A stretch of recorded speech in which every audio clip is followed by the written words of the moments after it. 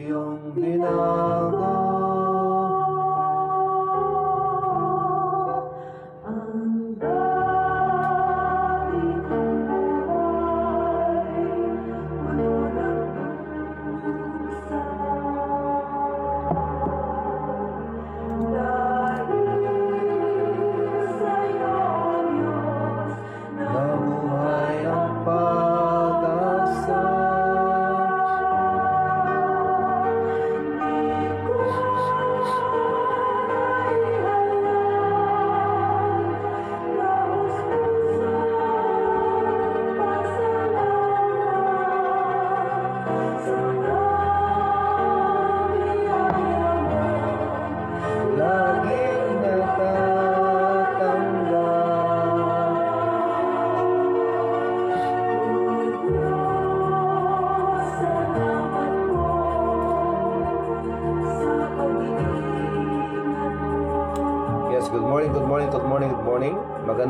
Magandang umaga po sa ating lahat. Welcome po sa ating morning coffee devotion. Ito po ang inyong lingkod, si Brother Rafi, si Kagawad Paeng, na malapit muli sa inyo para ating pag-usapan ang salita ng Diyos. Magandang umaga po sa ating lahat.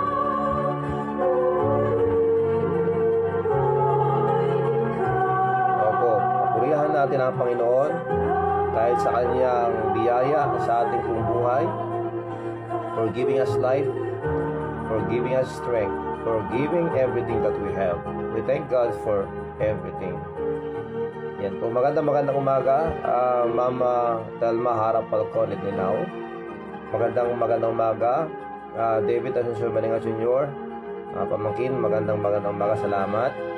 DJ Kaalim, good morning DJ. God bless you. Meredith Maningas, kay Ate Merling, kay Neneng, kay Diyong, kay Meredith, kay Aiko, kay Merdi, lahat na kayo dyan, kay Jong, magandang umaga sa inyo.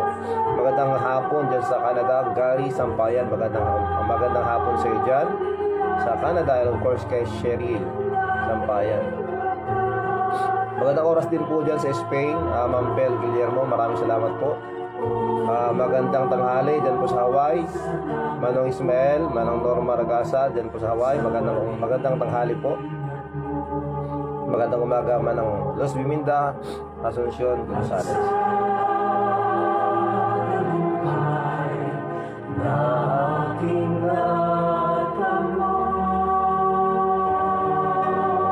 God bless you all, mga kakape.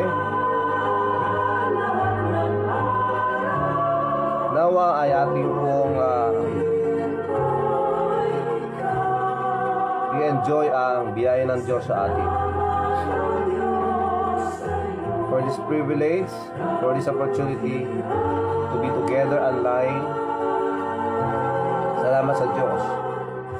Dahil ang salita ng Diyos, mga kape, ito po ay ating pong kailangan.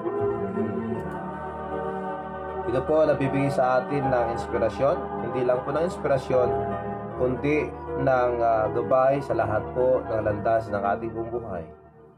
Yan po, salamat sa Panginoon sa kanyang pong ginagawa sa ating buong buhay, do hindi po ganun palagi na nasa tinatawag nating maayos na kalagayan, maayos na eksperyensya. Pero alam natin, mga kakape, that everything na nasa sa atin, nalagpasan natin.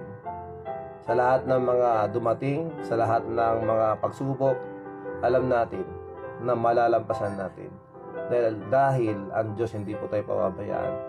God has all the answers of our queries.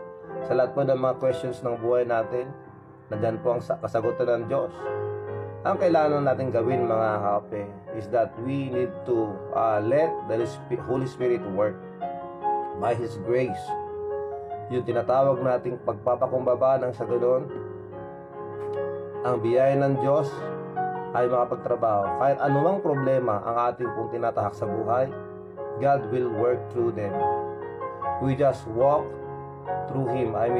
Kailangan nating magtiwala sa Kanya. Kailangan nating iabot sa Kanya lahat. Kailangan natin ibato, ibalik sa Kanya lahat ng ating pong mga problema. Though that problem ay patungkol po sa pamilya, patungkol po sa trabaho, patungkol po sa mga kaibigan, patungkol sa kapitbahay, kahit anong problema. Alam ng Diyos yan. Alam ng Diyos ang yung tinatahak. Alam ng Diyos ang ating pong kalagayan ngayon. All we need to do is to trust Him and to obey His word. Dahil nga po, hindi naman po maganda na tayo nang papatulong sa Panginoon, pero ayaw naman natin sumunod sa Kanya.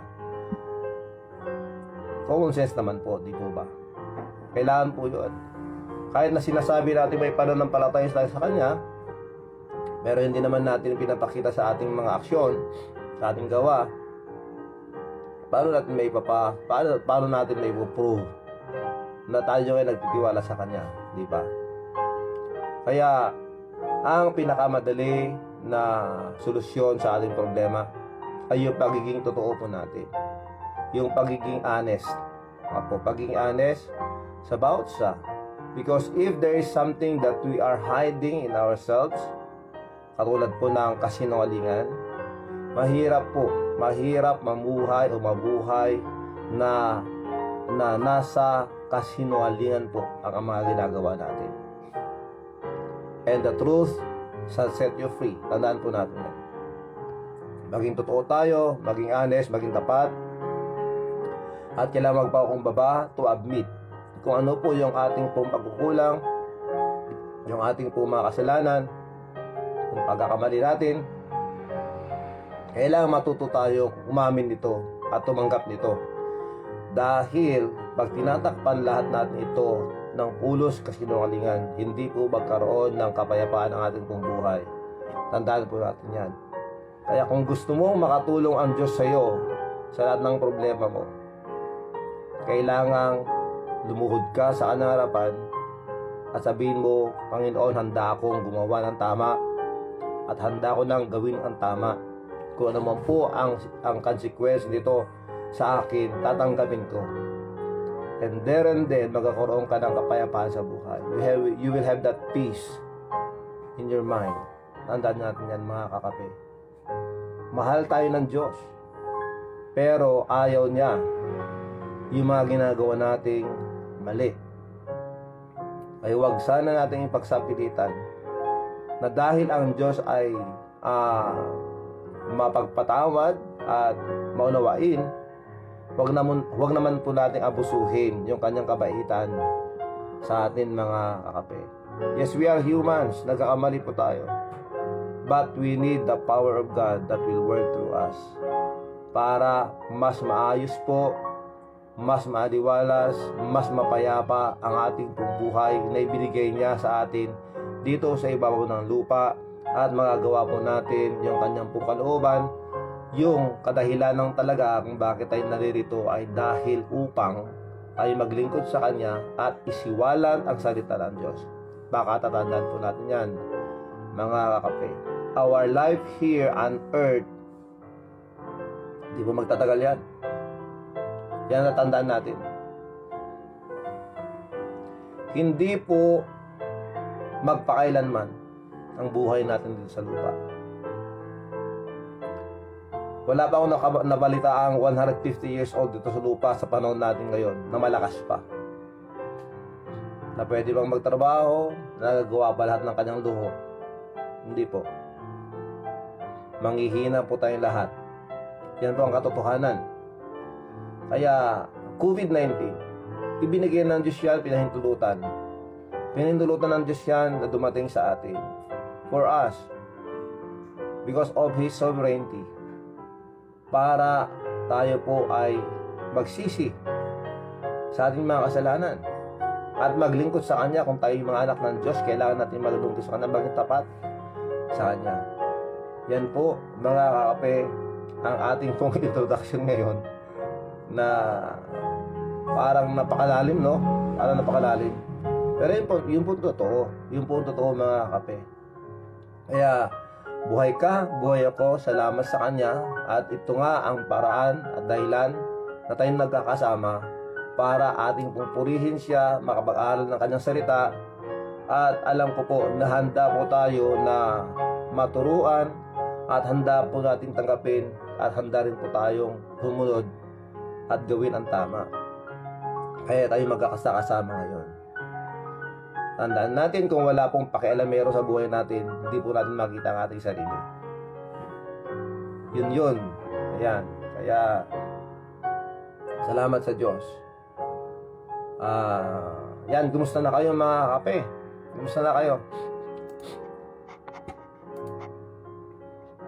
Sige, update lang muna tayo. Update lang muna tayo. Patungkol po sa nangyari sa ating pong probinsya. Mga taga Ilocos Norte, dyan sa ibang bansa na hindi po updated. Ito po ang nangyayari sa ating pong probinsya, sa Ilocos Norte. Okay? So, yan. Kahapon, nagkaroon po tayo ng isang recovery. And there are active cases. About 68 po. 68 po yung active cases natin. 68. Ang ating pong active cases dito sa Ilocos Norte. At nagkaroon din po ng 7 na new cases yesterday. Yan po. Ayon sa ulat na galing po sa page ng ating pong probinsya. These 7 new cases are from one barangay. Wala na tayong makikita ang masyadong barangay 1 dito. Dahil natin ng mga nakaraang mga linggo, grabe yung barangay 1, talagang nag-lockdown po sila dahil napakarami po ang naging positibo doon. Pero ngayon, number 2 naman. Barangay 2 naman. Barangay 2, Lawag City. Yung 7 na ito, 6 po ang nag-positibo na taga-barangay 2, Lawag City. At merong isang taga-barangay 13, Vintar. Yan. Taga-barangay 13, Vintar. Kaya ingat-ingat lang po tayo mga kape. Hindi porket sinasabi natin na yung lugar natin ay malayo sa bayan, ay hindi natin sumusunod sa mga protocols. Dapat susunod tayo para matulungan po natin ang sarili at matulungan din natin ang ating mga kasama sa bahay at pati na rin sa ating barangay. Sa mga lumuluwas po ng Lawag City, kailangan po nating sumunod sa protocol. Ingat po tayo palagi. Hindi porket katrabaho mo yan, ay okay lang na mayroon kayong contact. Tinatawag na nag-appear kayo dyan, nagkukurutan kayo dyan, nagkukulitan kayo, nagsisigawan kayo, talsikan ng laway. Kaya yan, hindi natin maiwasan yung pagkalat ng virus. Kaya ingat po mga kakape sa lahat ng mga kasama natin sa buong mundo. Ayan po, tayo pa yung manalangin. Dulog po natin sa Diyos ang umagang ito, ang oras na to, at ating pong pag-aaral, ating pong devotion. Muli, magandang umaga sa ating lahat dito sa Ilocos Norte, sa Pilipinas, sa Asia. Magandang tanghali dyan po sa Hawaii. Magandang hapon po dyan sa Canada. Magandang gabi dyan po sa England. Dyan po sa Kent, sa Sunderland. Isama po natin dito ang Switzerland, pati na rin po ang Norway, dyan sa Spain. Magandang oras po sa inyo. Magandang hating gabi, magandang madaling araw dyan po sa UAE, sa KSA, dyan po sa Saudi, sa Riyadh, sa Oman, sa Dubai, sa Qatar, sa Kuwait. Lahat kayo dyan. Nawa ang biyaya ng Diyos ay mawapa sa atin. Maraming salamat sa inyong lahat. Tayo po ay manalangin. Dakila naming Diyos, maraming salamat po sa inyong salita. Maraming salamat po sa araw nito. We are begging you, Lord, that this day, as we are together, praying, asking for your grace, kami po ay nagmamakaawa na kami po ay inyong patawarin sa lahat po ng aming mga nagawang kasalanan. Opo, lilisan po ninyo kami, Panginoon. Maraming salamat po sa pagkakataong ito na kami makalapit sa inyo. Maraming salamat po sa pagtuturo. Maraming salamat po, Panginoon, kahit sa mga corrections. Maraming salamat po.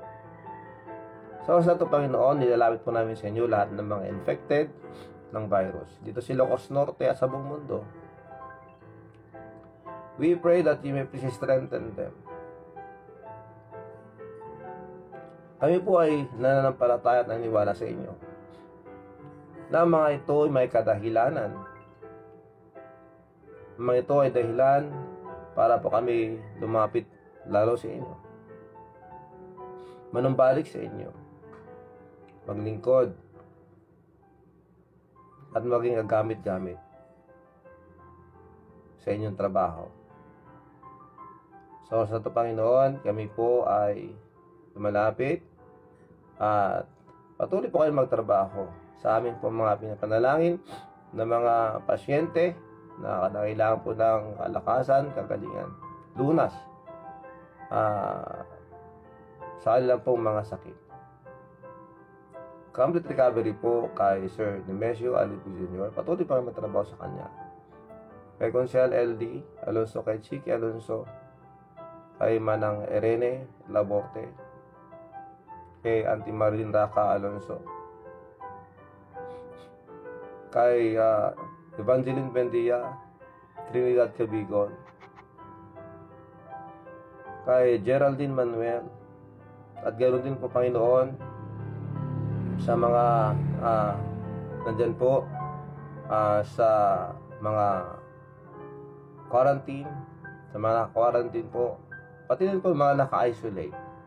We pray, Lord, that you may please strengthen them, encourage them, comfort them. Kay Natalie Cheng, ganoon po, Panginoon, kay Manong Rafael Ragasa, Ilyong Asuncion. Opo, patuloy pa magtrabaho sa kanilang Panginoon, kay Janelle Sharp, lahat po ng kanilang mga kailangan, please provide.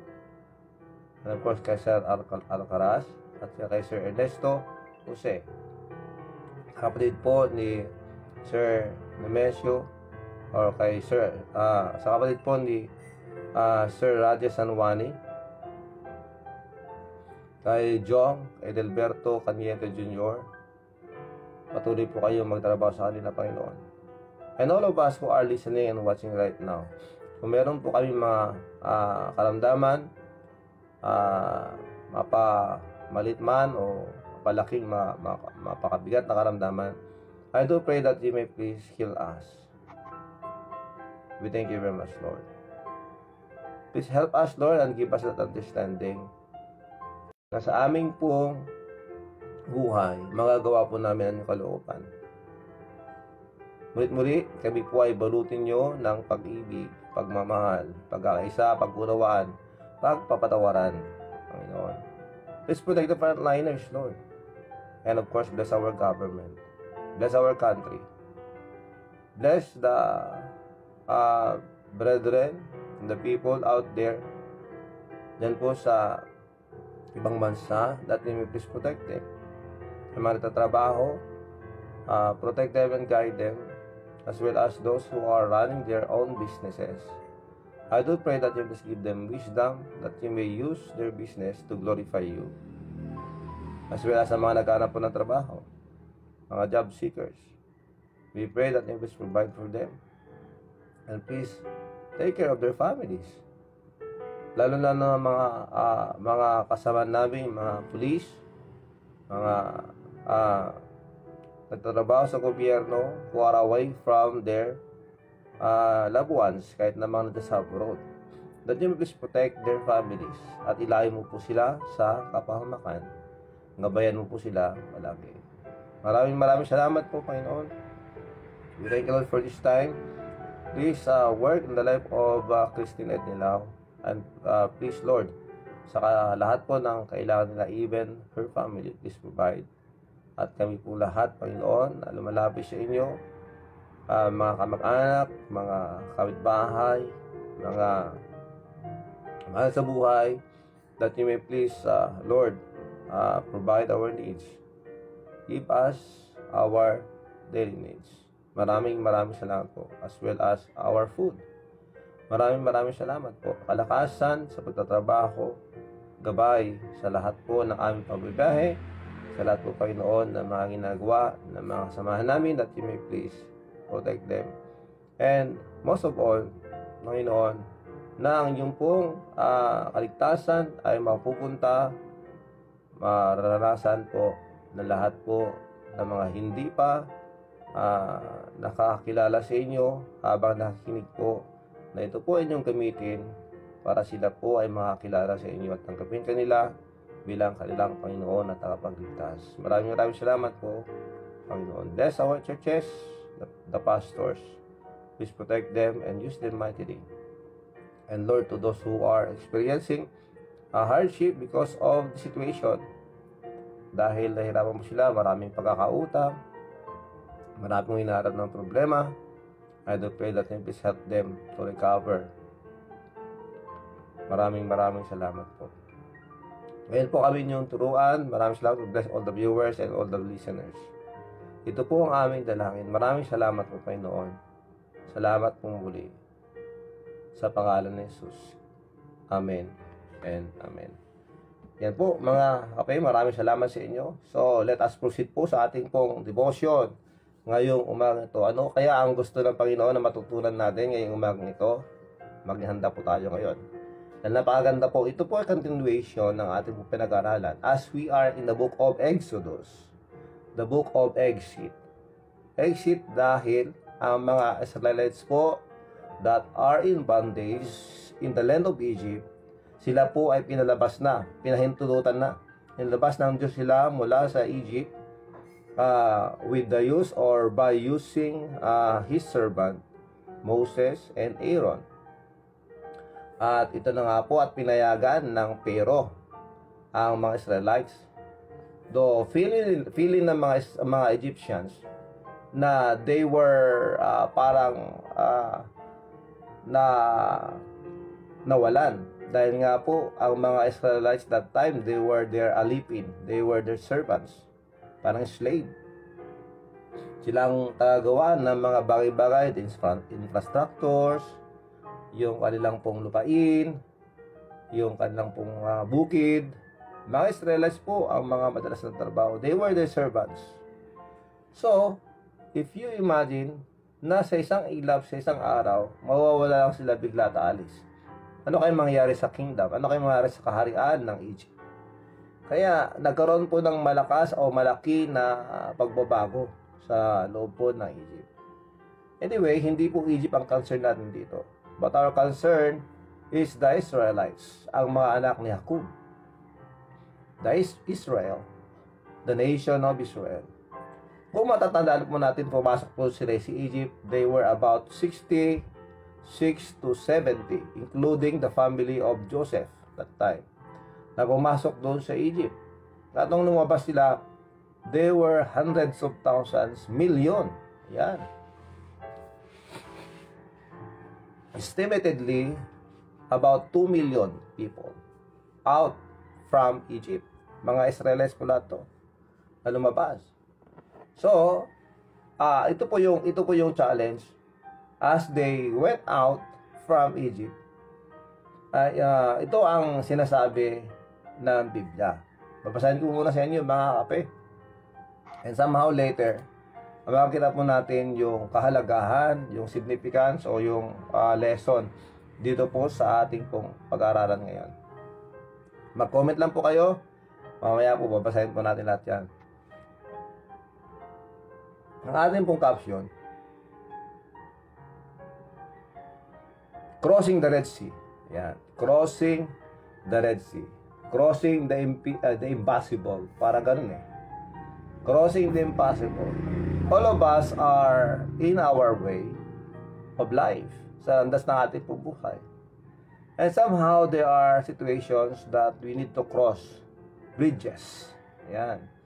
We need to cross rivers. And we need to cross roads. Di ba? Ganoon ang buhay. Pero dito sa experience ng mga Israelites, mas marami po tayong makukuha dito. In Exodus chapter 13 verse 17, and it came to pass when Pharaoh had let the people go, o pinayagan sila, that God led them not through the way of the land of the Philistines, although that was near. O, tinan nyo, nung lumabas sila ng Goshen, because they were in the land, if you will see the map, yung Goshen po and where ang pero po na binigay sa kanila kung saan manirahan, malapit po, parang nasa boundary po yun eh. Parang nasa boundary na po ng Egypt at saka ng ibang mga bansa. But Goshen was part of Egypt. God led them not through the way to the land of Philistines. Bakit? Although that was near, mas malapit sana pag doon sila sa taas. I will show you the map. Ito po kung makita ninyo. Ayan. Dito po sila galing. Dito sa Goshen. This is the land of Egypt. Ayan. Ito yung Goshen. Papunta sila dito sa Canaan. Dito sa lugar na ito. Okay? From Goshen, dito sa Egypt, papunta doon sa taas. Dito sa Canaan, sa Israel, magiging bansang Israel. Hindi pa Israel to kasi wala pa sila doon eh. Sa Canaan, dito, sa Promised Land. Kung titingnan natin, mas malapit kung from Goshen to Philistine. Ito mas malapit, di ba? Ito, malapit to. And estimatedly, they said, 40 days lang makaabot na sila doon, dire-diretso. Pero anong dahilan? Bakit hindi sila dito pinadaan ng Diyos? Ha? Bakit hindi sila pinadaan dito ng Diyos? At imbis na dito niya sila pinadaan pababa. Pababa at napunta doon sa Lac area. Bakit Lac? Kasi nandun yung Red Sea. Nandun yung Red Sea, makita nyo yung kulay blue dito, Blue Sea. Hindi siya red, no? Itong blue na ito yung Red Sea. Buo yan, Red Sea lahat yan. Impis na dito dumaan, dito pinadaan ng Diyos sila. Sa disyerto. Sa wilderness. At dito sila umantong. Nalak sila dito. Wala na silang mapupuntahan. Kung babalik sila dito, kung hindi sila dadaan ng Red Sea, pabalik-balik, babalik doon. Malayo pa rin. Pero bakit nga ba dito dinala ng Diyos ang mga Israelites doon sa Red Sea?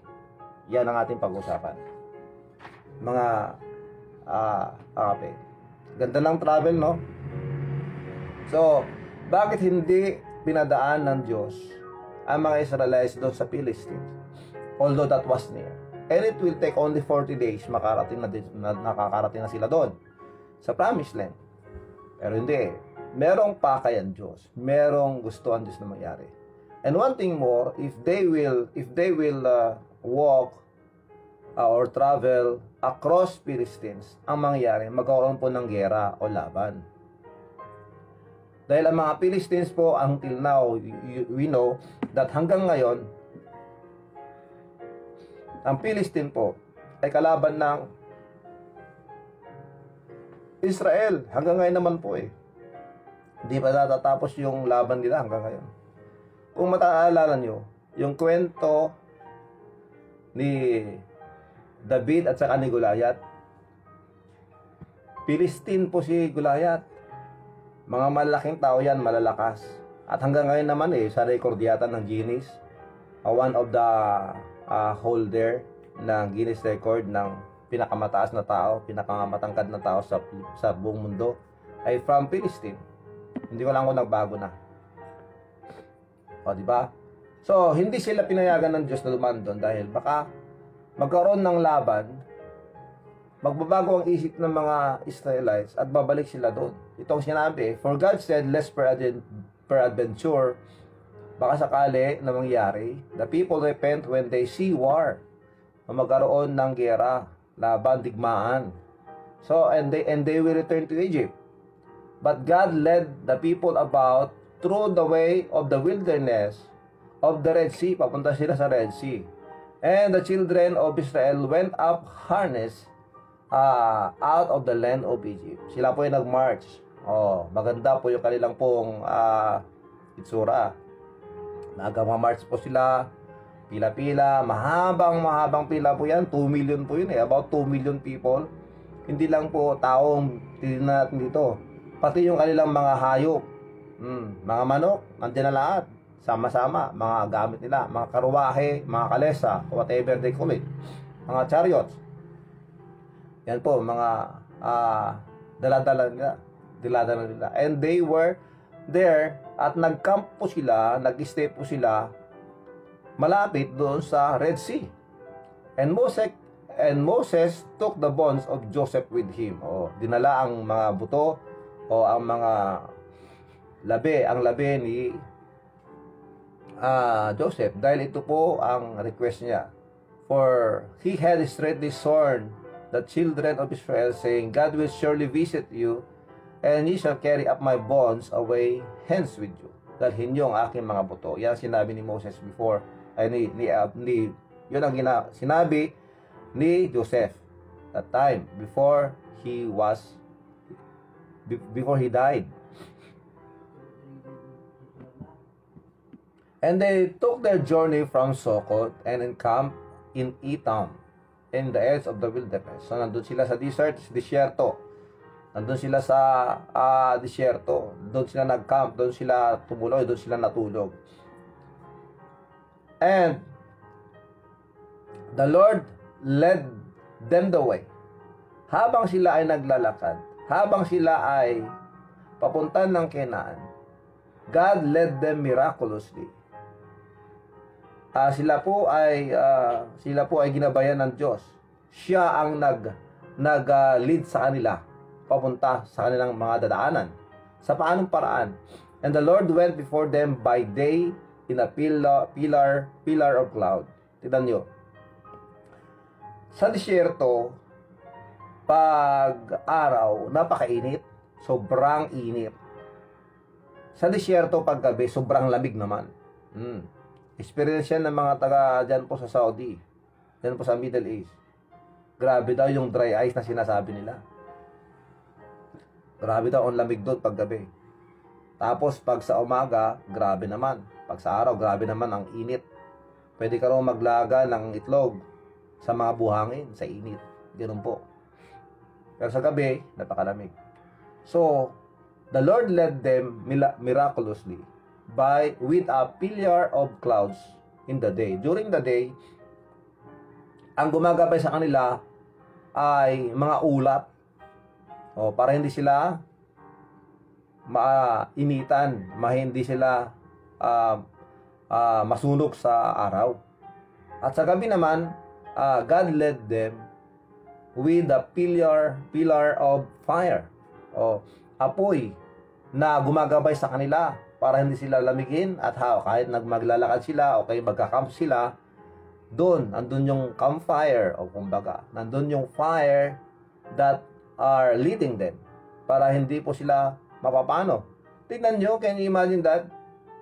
They are experiencing the power of God as they went throughout, at habang nandun pa sila sa Egypt noon, they saw how God worked, and God made a way. God is the one who led them out, who let them come out from Egypt. Hindi pa rin nila na-appreciate ito, mga kakape. At sa umaga, sila po ay naglalakad with these clouds. At saka sa gabi, nandyan po yung apoy na gumagabay sa kanila. At nagbibigay sa kanila ng kailangang init sa katawan pag sa oras ng gabi, dahil napakalamig po sa oras na yun. Seems like they don't appreciate what God is doing in their lives, what God is doing to Israel. He took not away the pillar of clouds by day, nor the pillar of fire by night, from before the people. Ganon katindi ang Panginoon Diyos sa kanila. And this is a real story, okay? This is not a fairy tale. This is not only a tale, Totoo po ito. It is recorded in the Bible. And it's recorded in the history of Israel. Okay, so what happened? When Pharaoh knew, di ba? Naniniwala ako na meron pong ispya itong si Pharaoh. May dapat susunod sa kanila para alam natin kung sila saan pupunta. In any case, kung kailangan natin silang pabalikin ng Egypt. So, nung nalaman ni Pharaoh na nandun sila sa tabi ng ilog, dagat malapit sa Red Sea, of course, wala silang patutungan, wala silang pupuntahan. And it's like a big mistake sa katauhan po ni Moses na bakit sila doon dinala. Tandaan natin, ang nakikita nila na nag-lead sa kanila si Moses, para bang napakalaking pagkakamali. That will be the biggest mistake for Moses, to bring them there. Nalak po sila doon. Wala pa silang pupuntahan. So, Pharaoh followed them. At ang nangyari, ito nangyari. And I will harden Pharaoh's heart, and he shall follow after them, and I will be honored upon Pharaoh. Akong bahala sa kanya, sabi ng Panginoon. And upon all his hosts, and the Egyptians may know, that I am the Lord. And they did so. So gustong ipakilala ng Diyos ang kanyang sarili sa mga Egyptians. Not only that, not only to the Egyptians, but to the children of Israel. Dahil nga, nung nandun sila for 400 years, last doon sa Egypt, karamihang mga Israelites, they adopted the traditions and culture of Egypt. Kaya yung mga Diyos na mga Egyptians, somehow yung mga Israelites, marami na sa kanila ang nahawa at sumunod sa mga tradisyon and culture of Egypt. Can you imagine that? 400 years plus na nangyayari sila doon. So, gustong ipakilala ng Diyos ang kanyang sarili sa mga Egyptians as well as to the children of Israel. Yun na nga po ang dahilan. So, ano nangyari? Sumunod si Pharaoh. Dahil sabi ng mga tao sa kanila, sabi ng mga Egyptians kay Pharaoh, anong ginawa mo? Bakit nyo sila pinintulutan? Wala na tayong mga katulong. Wala na tayong mga servants dito. Wala tayong mga alipin dito. Mahirapan tayo.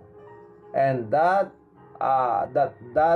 thing made Pharaoh change his mind and followed the Israelites to bring them back to the land of Egypt, to their country. So, nung makita ng mga Israelites na sumusunod si Pharaoh with 600 chariots, horses, and soldiers, napakarami ang mga pupunta sa kanila. So, anong pakiramdam ng mga Israel? Ano ang pakiramdam ng mga Israelites? The Israelites did panic. Nagpanic sila and complained bitterly against Moses. O Moses, ano na? Nandyan na sila. Anong ginagawa mo? Dahil ba wala ng sementeryo, wala ng lupain doon sa Egypt para kami doon ilibing? Kaya dinala mo kami dito? Para dito kami mamamatay? So, nandito na ang mga Egyptians. Papatayin na tayo dito. Ito ang sinasabi ko sa inyo, Moses, mo kasi, akala mo kasi kung sino ka eh. Mas maganda pa na bumalik na lang kami doon sa Egypt, na maglingkod sa kanila, pero meron kaming magandang paglilibingan, kaysa dito kami mamamatay. Sabi rito, for it had been better for us to serve Egyptians, and that we should die in the wilderness, than that we should die in the wilderness. Mas maganda pa na nandun kami sa Egypt na naglilingkod sa mga Egyptians at kay Pharaoh, kaysa mamamatay kami dito sa disyerto. Yan ang sinasabi ng mga tao. But Moses encouraged them. Oh, grabe si Moses, no? But Moses encouraged them about the Lord. Makinig kayo. Ito ang sinabi ni Moses. Huwag kayong matakot. Fear ye not. Stand still and see the salvation of the Lord. Yan ang sinabi ni Moses sa kanila. Grabe. Huwag kayong matakot. Relax lang kayo. At titignan natin at masasaksihan natin ang kaligtasan ng Panginoon. Yan ang sinabi ni Moses. Which He will show you this day. Papakita ng Diyos sa inyo today, ngayong araw to. For the Egyptians from ye have seen today, ye shall see them again no more, forever. Ito ang sabi ni Moses. The Lord shall fight for you, and ye shall hold your peace. Oh, meron ng lesson doon, di ba? Ang ganda nun. And the Lord shall fight for you, and He shall hold your peace. Oh, wag kayong relax lang kayo, relax lang.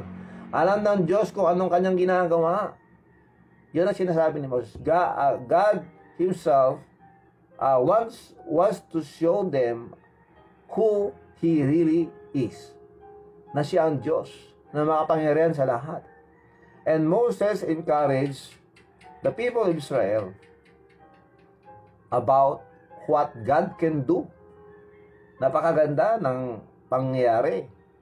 So, ito na nga po. Anong sinabi ng Diyos? Nung dumating yung mga Egyptians, ano ang sinabi ng Diyos sa kanila na parang ikinainis ng mga Israelites? God told them to go forward. Saan? Magpatuloy kayo. Saan kami dadaan? Nandito ang Red Sea. Paano kami lalangoy kami? Lalangoy kami? Hindi kami makadaan dito. Dagat dito. Pagpunta kami dito, makakasalubong namin ang mga Egyptians. Mamamatay na kami dito. And the Lord said unto Moses, wherefore criest thou? Bakit ka lumalapit sa akin, Moses? Bakit ka nanalangin sa akin? Ito ang gawin mo, Moses. Speak unto the children of Israel that they go forward. But lift up thy rod. Yung baston mo, itaas mo. Stretch out thine hand over the Red Sea and divide it. Yun. Hatiin mo yung dagat. And the children of Israel shall go on dry ground through the midst of the sea. So what happened? And Moses stretched out his hand over the sea, and the Lord caused the sea to go back by a strong east wind at that night, and made the sea dry land, and the waters were divided. And the children of Israel went into the midst of the sea upon the dry ground, and the waters were a wall unto them on the right hand and the left, and under left. Tingnan nyo yun, nakita nyo yun. So, sinabi ng Diyos sa kanila, go forward. Go forward. May problema ka? Go forward. Move on. Parang gano'n, di ba? Parang gano'n sinasabi. So, when Moses stretched out his rod, ano nangyari? When he stretched out his hand and used the rod, na-divide po yung Red Sea at nagkaroon po ng dry land. Maraming mga tao hindi naniniwala doon. Hindi raw nangyari yun. Hindi raw literal yun. Pero according to what it says in the Bible, it is true. This is what happened. So the Israelites walk on dry land. And on their right side and left side, nandun yung sea as a wall. They walk through the Red Sea. At ito na nga po ang nangyari, mga kape. The Lord fought for Israel.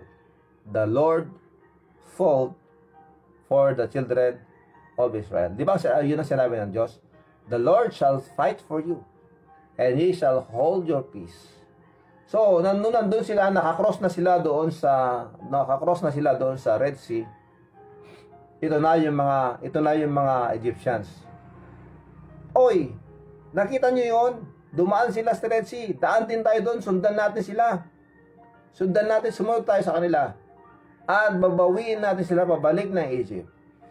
So, anong ginawa ng Diyos? Nagpadala siya, ginamit niya yung pillar of clouds na parang napakapal na hamog para hindi nila makita kung saan sila dadaan. Para hindi nila ma-overtake yung mga Israelites crossing the Red Sea. And He used even the pillar of fire to destroy their chariots para matanggal at masira ang kanilang mga karwahe. And during the day, in the morning, ito na nangyari. And the Egyptians pursued and went in after them to the midst of the sea. So, dumaan din sila doon sa dagat, yung mga Egyptians na sumahabol sa kanila. Even all Pharaoh's horses, his chariots, and his horsemen. And it came to pass that in the morning, watched the Lord look unto the host of the Egyptians through the pillar of fire and of the cloud, and troubled the host of the Egyptians. Ito na yung nangyari. And the Lord said unto Moses, ito na, Moses, makinig ka. I-stretch mo ulit yung kamay mo dito sa Red Sea. Gamitin mga baston mo at ang tubig ay babalik sa dati. Oh, ito na. Habang nandun sila sa gitna ng dagat, ang mga Egyptians na ito, Moses stretched out his hand over the sea, and the sea returned to his strength when the morning appeared, and the Egyptians fled against it, and the Lord overthrew the Egyptians in the midst of the sea. And the waters returned and covered the chariots and the horsemen and all the host of Pharaoh that came into the sea after them. There remained not so much as one of them. Walang natira kahit isa. Lahat sila nalunod doon sa dagat ng Red Sea. It is because of the power of God. It is because God wanting to show who He is to the Egyptians and to the Israelites. At gusto niya ipakita dito na siya ang dapat katakutan, hindi ang mga kaaway, hindi ng mga problema. Because we have God. Ito dapat ang ating pakatatandaan. The Lord showed Himself and His power to the Egyptians as well as to the Israelites, and they feared Him. At sila'y natakot sa Diyos. But the children of Israel walked upon the dry land in the midst of the sea, and the waters were as a wall to them on the right and on the left. So thus the Lord saved Israel that day out of the hand of the Egyptians. So lahat ng mga Israelites that time manghang-mangha at natakot sa Diyos. At ito nga po ang nangyari. Pinakita niya ang kanyang buong kapangyarihan sa kanila. And Israel saw the Egyptians dead upon the Red Sea. Upon the seashore, nakita nila mga patay na mga Egyptians. And Israel saw the great work which the Lord did upon the Egyptians, and the people feared the Lord and believed on the Lord and His servant Moses. Grabe, doon lang sila naniwala sa Panginoon. Pagkatapos nun, hindi ba nila makita na noon, na nandun pa lang sila doon sa Egypt, nakita nila yung kapangyarihan ng Diyos. At dito lang sila naniniwala. Dito lang sila naniniwala sa Panginoon at kay Moses. Pagkatapos na sila nag-cross ng Red Sea. So ano-anong makikita natin dito? Ano yung lesson natin dito? Ang oras pa natin 6:22. Napaaga po tayo mga kapit. At ito na nga po. Ang napakalaking lesson dito, crossing the Red Sea is the great salvation of the Lord. The salvation of the Lord. It seems like noong lumabas sila ng Egypt at pumunta sila doon sa Red Sea, that was the biggest mistake for Moses. Dahil nandun siya, wala silang madadaanan eh. How can they cross the ocean? Or how can they cross the sea? And how can they go back? And they will walk the way using the shortcut doon sa Philistines, na doon naman maraming mga nag-aabang na kalaban. So, it seems like it is an obvious, he made an obvious mistake, si Moses. Pero, this was the advice of Moses. Fear not. Nung sinabi ni Moses sa kanila, huwag kayong matakot. Oh, ito na. May plano. Oh, good yan. May plano si Moses. And sabi niya, stand still. Oh, relax lang kayo. Oh, no. Diba?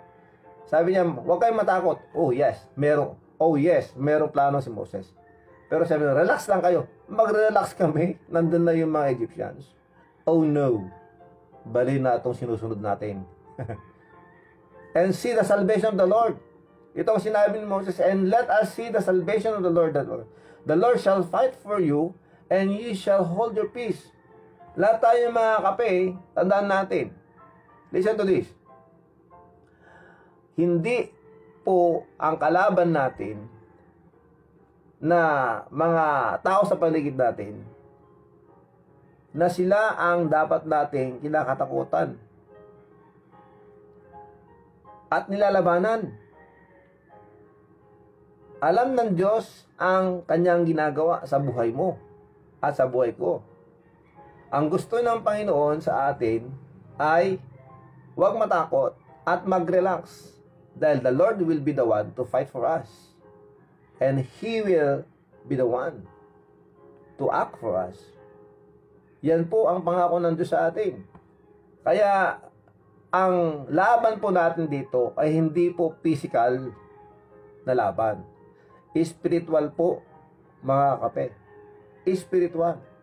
When we let the Spirit of God work through us, then we can have this, what we call, victorious life with Christ, with God. Yan po, mga kakape. At dito po nga nangyari, the Lord shall fight for you, He will be the one. And one thing more, mga kape, ang sabi ng Diyos, di ba sabi ng Diyos, hindi niya tayo pababayaan at hindi niya tayo iwan. And sa lahat ng mga taong nag-aabuso sa atin, manananakit sa atin, sa mga taong pinagtatawanan tayo, binubuhay tayo, inaabuso tayo, the Lord said, huwag kayong gumanti. For God said, He said, vengeance is mine. Siya yung gaganti para sa atin. Kaya, relax lang.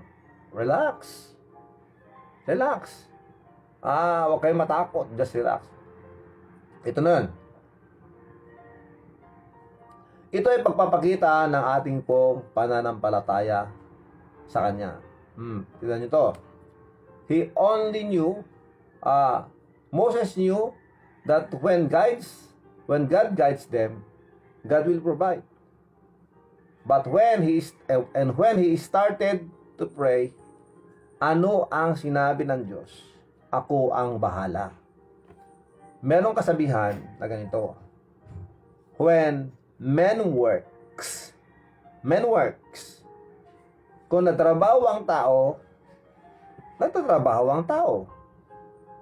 But when man prays, God works.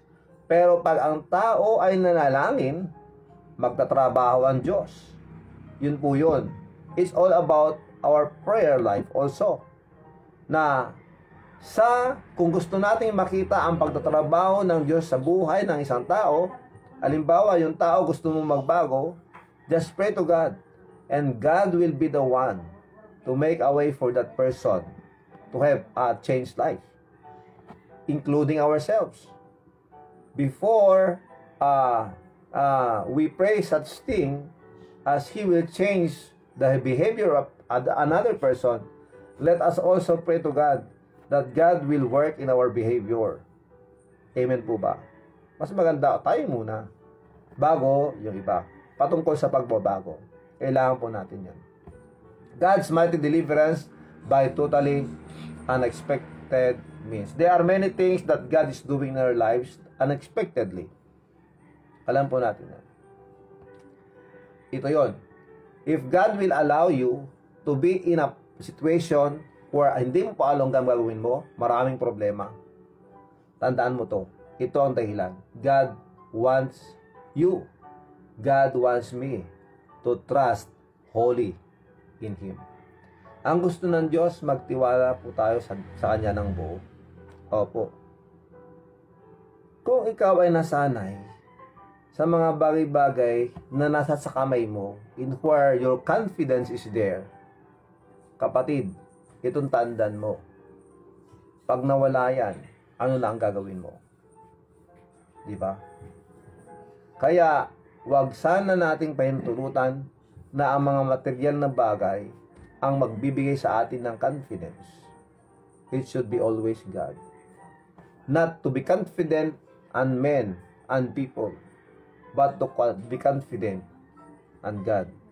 Dahil ang sabi ng Diyos, blessed is he that his confidence is in God and not men. Meron sa Biblia yan eh. Nandun sa Psalms. Marami dyan. Na dapat tayo, ang confidence mo natin ay hindi sa mga prinsipe, hindi sa mga princesses, hindi sa mga tao, hindi sa mga makapangyarihang tao, hindi sa mga taong mga nasa autoridad. Kasi maraming mga taong ganyan ngayon. Mas mayabang pa nga yung driver ng isang politician kaysa sa politician mismo eh. Minsan, Ferdos Benos, di ba? Because their confidence is on their boss. Dahil congressman yung kanilang boss, dahil mayor yung kanilang boss, mayabang na sila. They put their confidence on their authorities. But no, we, children of God, should put our confidence on God. Not to the material things, not to the people around us, but on God. Tandaan natin yan, because the Lord will never leave us, nor forsake us, whatever the problem that will occur or come to our lives.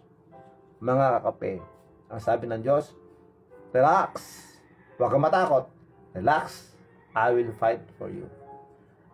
I will show you how great I am. Yan ang dapat palakihin natin sa ating buhay. Yung pananampalataya natin sa Kanya. Tayo ay manalangin at salamat sa Diyos sa Kanyang pong salita na ating pinag-aralan ngayon. Dakila namin Diyos, maraming salamat po. We thank you very much, Lord, for the lesson. We thank you very much, Lord, for this story. Please help us, O Lord. Kung naman po ang nararamdaman at experience ng bawat sa amin, nandito na nakikinig kasama namin ngayon. I do pray that you may please encourage us. For you have said, fear not, and be still. For you will show your greatness, and you will fight for us. As you promised, as told to Moses. Lord, help us and remind us to depend on you. That our confidence should be on you. Every day. All the way. And all the time. Maraming salamat. Please bless all of us. Sa lahat po ng mga nandito ngayon. Kung mga nangailangan po ng encouragement, tulong, please Lord, help them, encourage them. If they have the problems, Lord, please help them to overcome these problems that they are facing right now. Sa lahat po ng kanilang pong mga takot, tanggalin mo, Panginoon, that their confidence might be in you, not on people around us, or not on the things that we have. Maraming salamat po sa pagpapaalala sa amin. Help us, Lord, and please, Lord, maintain on us humility, Panginoon, na ang inyong pong grace ay magtatrabaho sa aming pong buhay. Maraming salamat po. Bless all those who will celebrate, who are celebrating their birthdays today, and to those who are celebrating their anniversaries. Maraming salamat po. Thank you very much, Lord, for everything. Ano man po ang kanilang po mga hinihingi sa inyo, I do pray that you may please listen to them. And please, Lord, hear our prayers. Maraming salamat po muli. Ito po ang aming dalangin. Patawarin mo po kami, Panginoon, sa lahat po ng aming managawang kasalanan. Ito po ang aming dalangin muli, Panginoon, sa pangalan ni Jesus. Amen and amen. Maraming salamat mga kape, and we'll play now the birthday song for the birthday celebrants ngayong araw na ito. Happy birthday po sa inyo lahat. And sino ba sila? Tignan po natin. And if you have friends, just comment. At sila po ay ating pong babatiin. Happy birthday to Seymour Pascual o Tresurera. Happy birthday. Happy Seymour Pascual, Eddie Bau Orlanda, Benjamin Baruga, Darlene Marie Rosario Rabor, ayan, inaanak ko yan. Darlene Marie Raralio Rabor, Ira Valdez, Magdalene Santos, happy birthday Ira Chanel Kitoriano Valdez, happy birthday Justin Padre, happy birthday kay Janwa Bulala, happy birthday, at kay Matet Villaluz. Yan, maraming salamat sa iyo. Happy birthday. Thank you very much Sir Dante Asuncion, maraming salamat po. Cyril Sampayan, thank you. Clark Ken Alonso, maraming salamat. Clark Ken Alonso. Christina Jade Baruga Salvador, maraming salamat. Rafi Alonso, good morning, thank you very much. Toyang, maraming salamat. Mark Angelo Gawiran, good morning, thank you. Destiny Love, thank you very much. Roylan Manuel, belated happy birthday sa iyo, kahapon yan. Balikan mo kahapon, kinantahan ka namin kahapon. Roylan Manuel, happy birthday, belated happy birthday. Carlita Bartolome, thank you very much ma'am. Ray Martin Anetina Monetsky Domingo, maraming salamat Monet. Ray Martin Anetina, maraming salamat. Kian Sabion Corpus, Alberto Canieto Jr., maraming salamat. Yes, I will visit you. Thank you very much Jong Alberto Canieto Jr. Irene Respicio Domingo, maraming salamat po.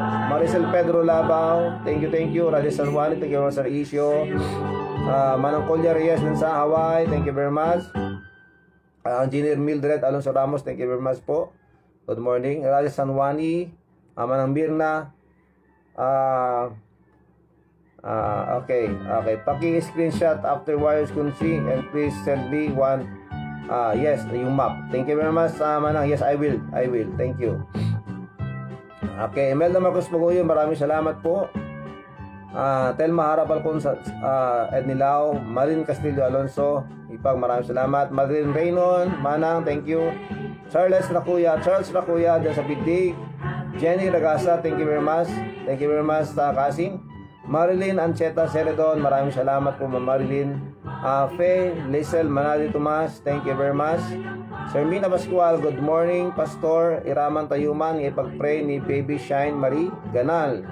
Aday suna di patak, ita di ICU. Isuna kit may isang special child na dehydrate. Thank you po sa inyo at sa lahat ng kakape. So don't forget that si Baby Shine Marie, isa pang special child, nandun po sa ICU ngayon dyan sa Patak.